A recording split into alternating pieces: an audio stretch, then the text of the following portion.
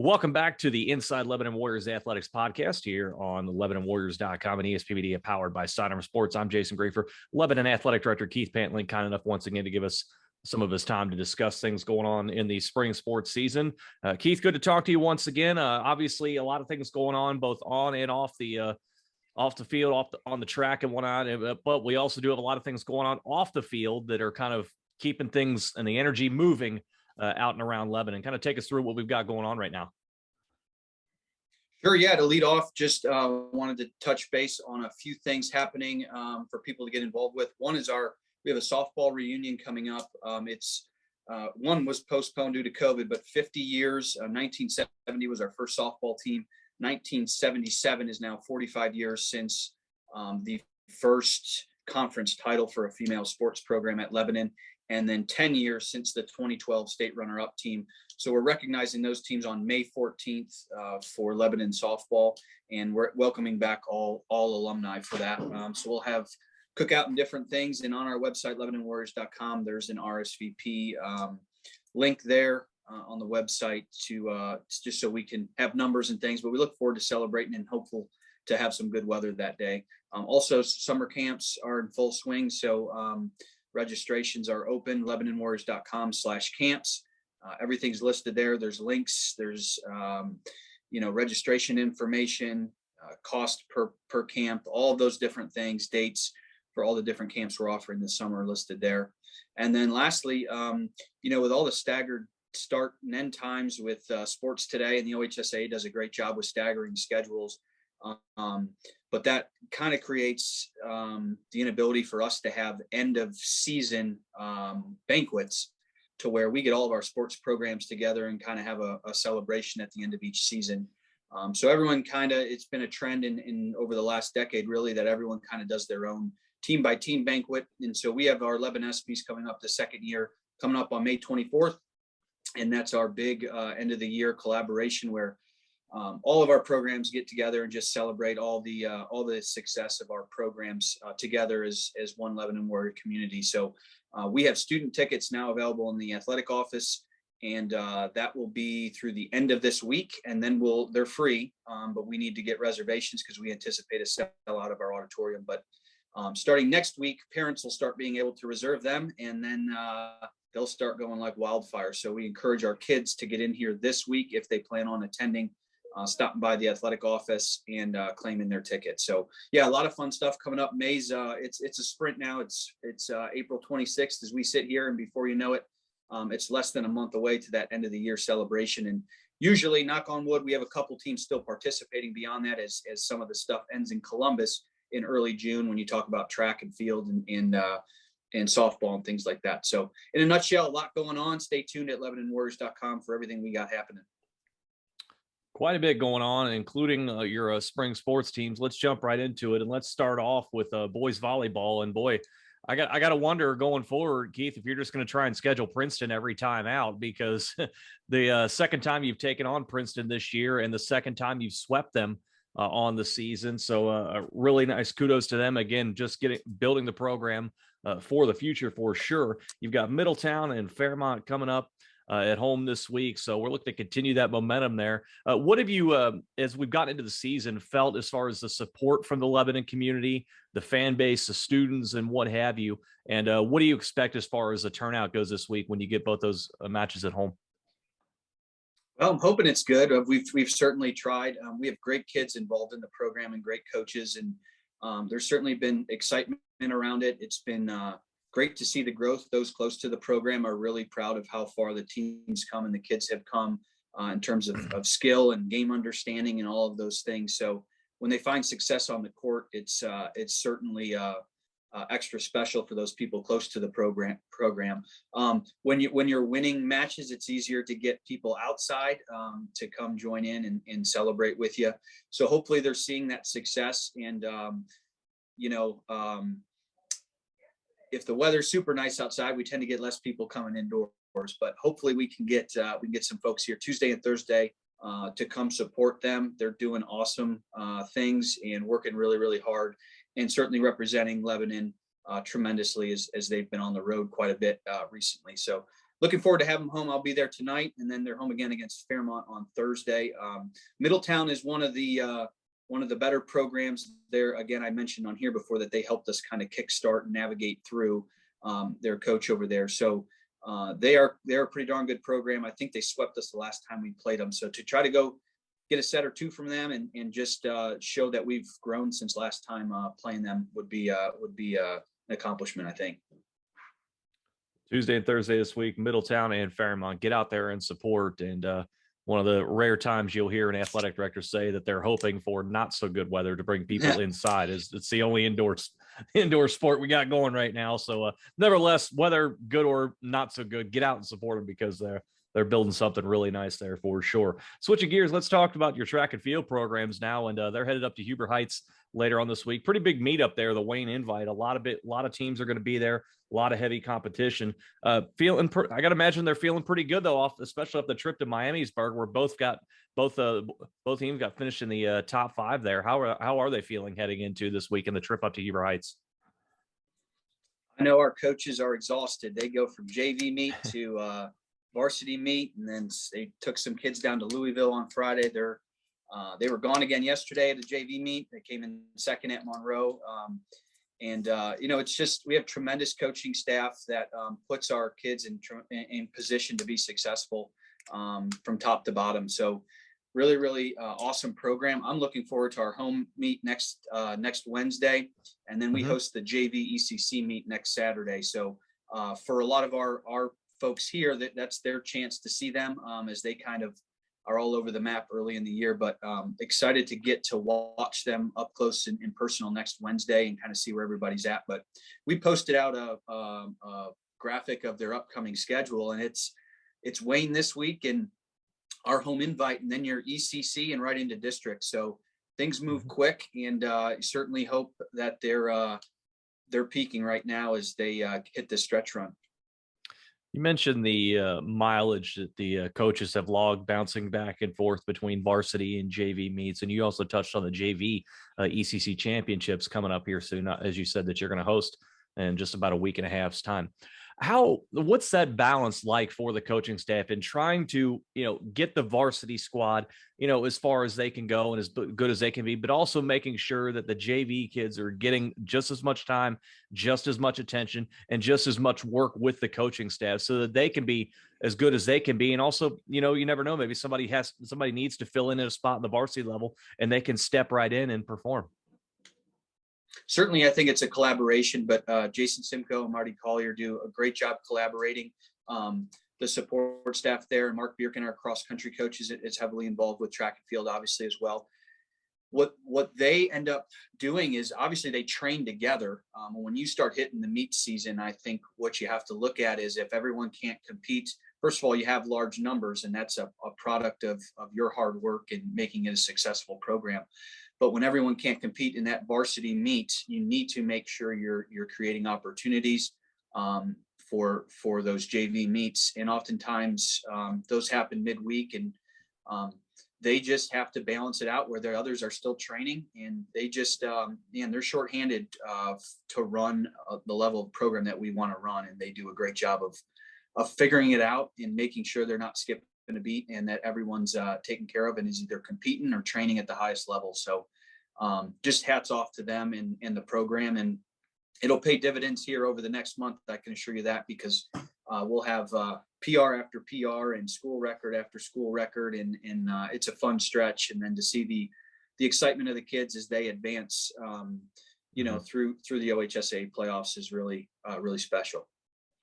It is an interesting and an impressive balancing act, what they have to do with so many kids, trying to get them all to where they need and want to be as far as performance goes. So very impressive for them. They've got a lot of work ahead of them for sure over the next couple of weeks as we're gearing up towards the postseason. Similar story for your tennis program. They have a very, very busy week coming up this week. We're looking at matches with Centerville and Loveland. You're going to host Little Miami, and then the GC-TCA tourney on Saturday. So a lot of things going on this week. Kind of give us an inside look here of what's ahead for the boys this week, and where the coaches may be looking for a little bit more improvement as we head towards some more postseason action. Well, the weather looks great, knock on wood. So the first positive. But you just mentioned some schools there that are really, really, really good at tennis. So that in and of itself should get the kids up and excited and ready to go. Centerville is a perennial power. Loveland, a tremendous tennis community there, and then Little Miami's having a great year. Obviously, I spent some time there, and Coach Bolton does a great job. And they had a group of young kids there that are now upperclassmen that I know are chomping at the bit and are going to have a good season. So a fun week for our guys. And then the way they flight the stuff on Saturday, we should be put in a realm that we can be successful. We typically do pretty well in that tournament. So a fun time. Now that the weather's breaking, we're getting a lot of tennis in, not a lot of off days. The practice is kind of over, and it's match after match after match. So just keep working hard and seeing where things fall. And then Tuesday is always fun. The ECC does a great job hosting the ECCs at the Lindner Family Tennis Center over in Mason, and just a great experience for our kids in a first-class event. So they get to miss out on school that day and go play tennis all day. And so again, when the weather's nice for that event, it's the best in the area. There's no doubt. Switching gears, let's talk about your lacrosse programs, and let's start with the girls first. And they've hit kind of a rough patch as of late, just haven't had luck on their side. And what I mean by that is they've lost 5 in a row, but 3 of those have been by 3 goals or less. So, a tip here, a deflection there, and the results are obviously a lot different. And they're going to take on Little Miami again today, another rivalry there for sure. And then they're going to go on the road for 5 straight. So, it's an interesting time as we're trying to build up for the postseason. What's the mindset right now around the team, given the fact that over the last couple of weeks, they've been so close in so many of these games, and yet they've come up short. And now after this Little Miami trek, they're going on the road. Like I said before, Coach knows they're young and lost a lot of scoring, and he's leaning on them and challenging them to stay the course and keep working hard. And I think you're going to see that out of this group. One of the things with a younger team, and that's not to take away from the awesome seniors we have, but just in terms of where the core group of in terms of quantity is Sure. underclassmen. One of the things I've kind of picked up on is the second halves, right? We're very close as you near halftime, and whether it's just a young team in terms of focus or conditioning or making adjustments, we've kind of struggled in second halves there. And so I think you're starting to see us improve, into playing 4 quarters or 2 halves in girls lacrosse of good quality play. So they'll continue getting better, and regardless of the results, we continue on this upward trajectory. And Coach has done a fabulous job of just keeping them together and moving forward. So as you mentioned, obviously the schedule doesn't get any easier. We have a tremendous conference in the ECC, but it is a fun week. We have our rivalry walls here at the school, and they have all 3 of those this week. So they know if they get that win, we get to take a picture with the trophy and put it up in the hallway here for their classmates and things to see. So something fun that we do here, but they have Little Miami tonight, and then Kings and Springboro coming up. So a fun week for them. Just something extra to get excited about when you're not 16-0, right? You need some other things, and that's kind of what this rivalry series does for our students, is make some other games important in the middle of the year.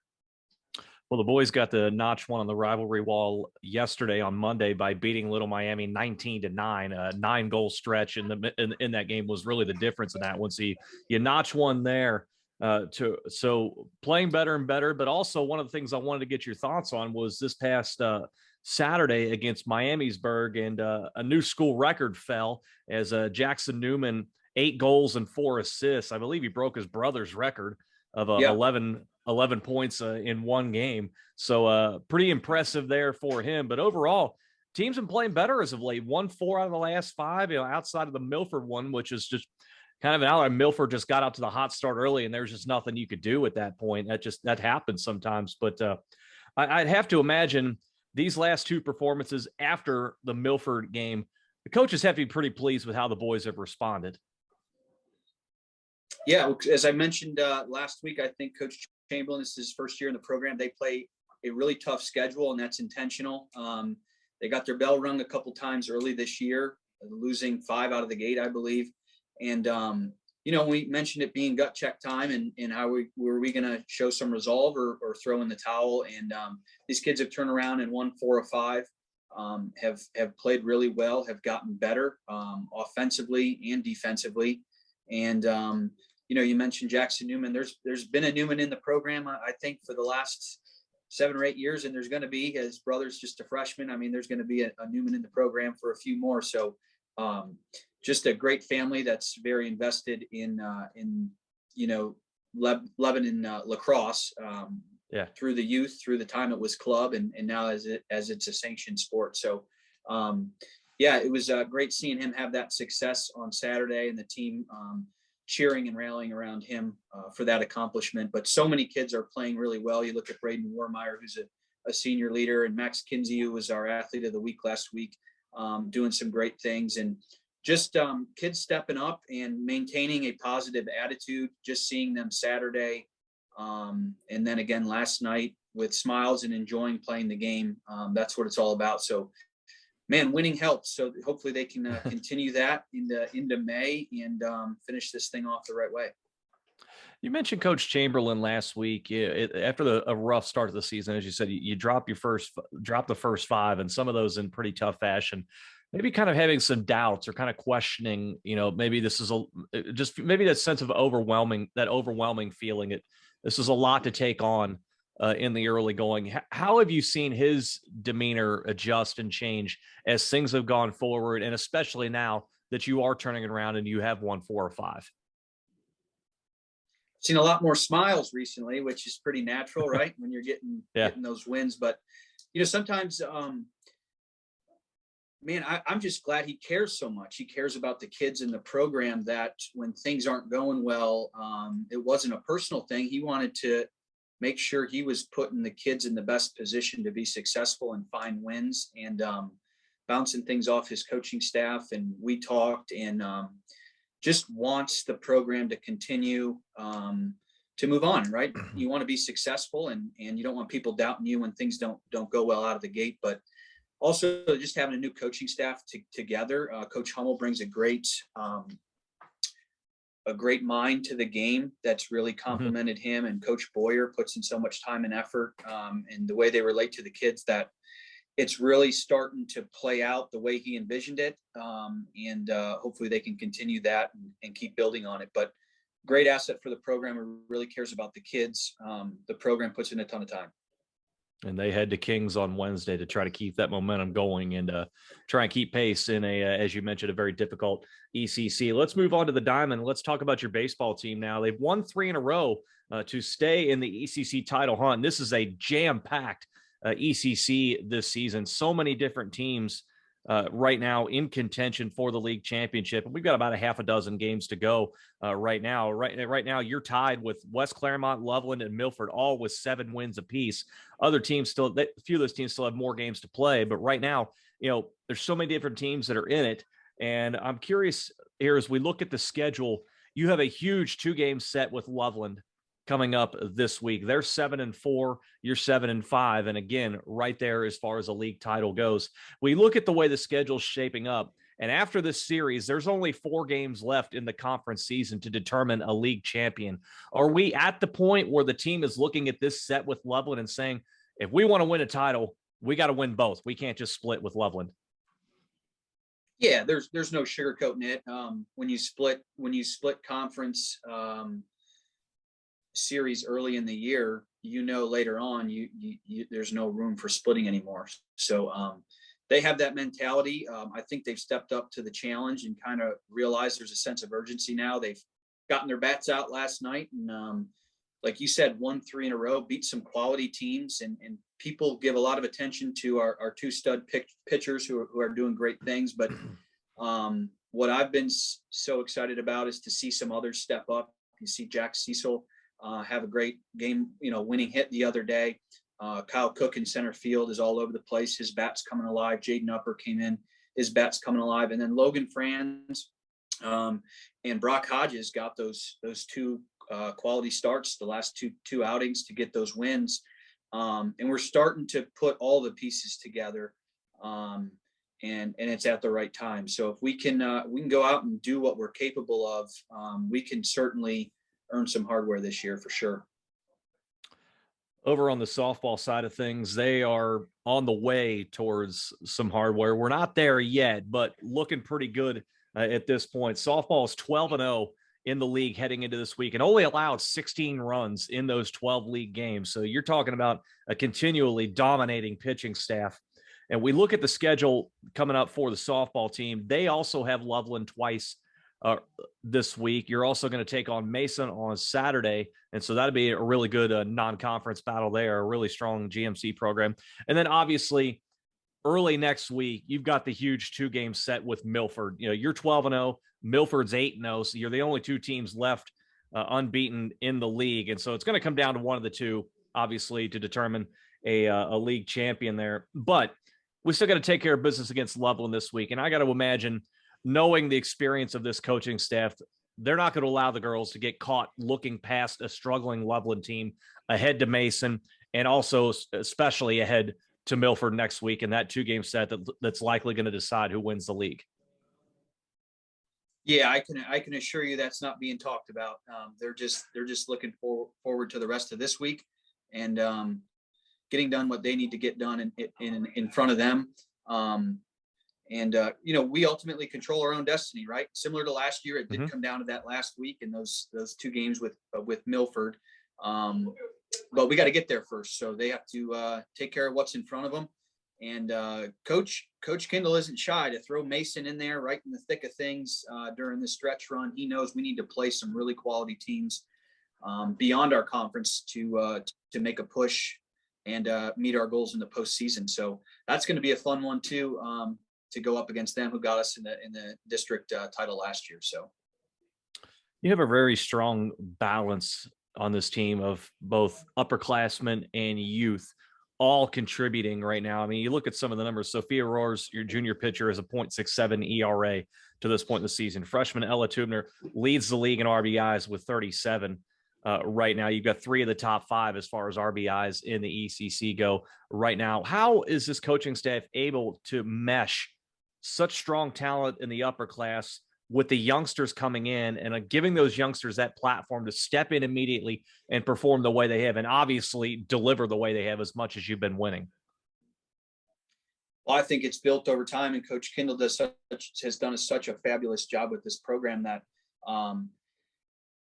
you know, they start at such an early age of training to become Lebanon Warrior softball players. And they know that the best players, they remove the grade level, the best players are going to play. And if you can get in here as a 9th grader and drive in that many RBIs and take care of the ball in the field and make plays, that you're going to get on the field. And when you create that competitive culture, kids step up to the challenge and they're going to move quicker towards elevating their play if they want to get on the field. And then that starts snowballing, and all of a sudden you got a very competitive situation here with 30 girls that all played really high level softball, you know, in their younger years and all summer long, that are all trying to get on the field. And that's going to breed some excellence when you really got to be on your A game to get on the field. So that's something you dream of in any program, and Coach Kendall has built that over time for sure, and his staff. So it's really cool to see, because there's depth, there's a competitiveness, but there's also a respect for each other, a respect for the program. It's bigger than any one person, and they know it. And it's a first-class program that has been really successful and will continue to be. They've been on their A game for much of this season. As we mentioned, 12-0 in the ECC heading into the set with Loveland, and obviously next week with Milford. So still a lot of things to be determined, but we'll be looking forward to talking about it next week, Keith. Certainly appreciate the time, and looking forward to it. All right. Thanks as always, Jason. Absolutely. That is Lebanon Athletic Director Keith Pantling joining us for the Inside Lebanon Warriors Athletics podcast here on LebanonWarriors.com and ESP Media, powered by Sidearm Sports.